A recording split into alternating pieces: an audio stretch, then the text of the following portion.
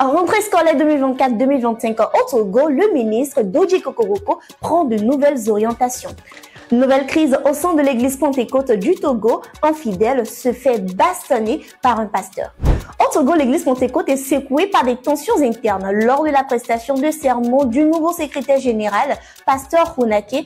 Un incident violent impliquant le pasteur Avi a eu lieu. Un manifestant réclamant la réintégration de notre membre a été agressé, provoquant des réactions houleuses.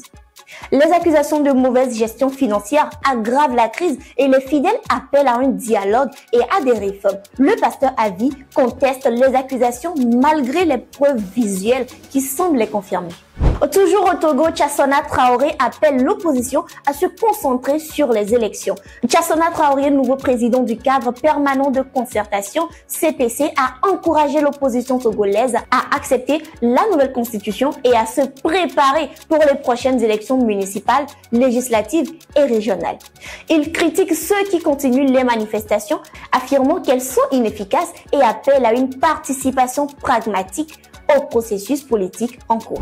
Nous sommes dans la sphère politique togolaise. Le parti UNIR est en deuil. Le vice-président et l'ancien ministre Georges Aïdam décédé. Georges Aïdam, ancien ministre de l'enseignement technique et conseiller général, est décédé le 9 septembre 2024. Ancien membre du comité d'action pour le renouveau car il avait rejoint l'UNIR avant le congrès fondateur en 2012 où il occupait le poste de premier vice-président. Sa carrière avait débuté en tant que professeur d'histoire avant de s'engager dans la politique lors de l'ouverture démocratique dans les années 1990.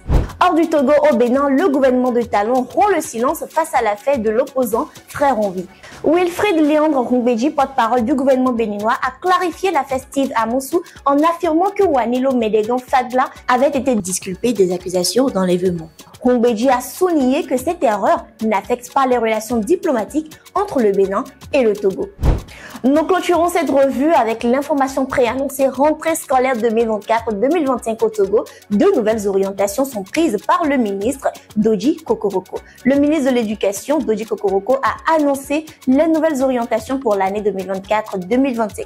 Les écoles devront développer des projets axés sur la compétence pratique comme l'énergie solaire, la fabrication des filtres à eau et la programmation informatique.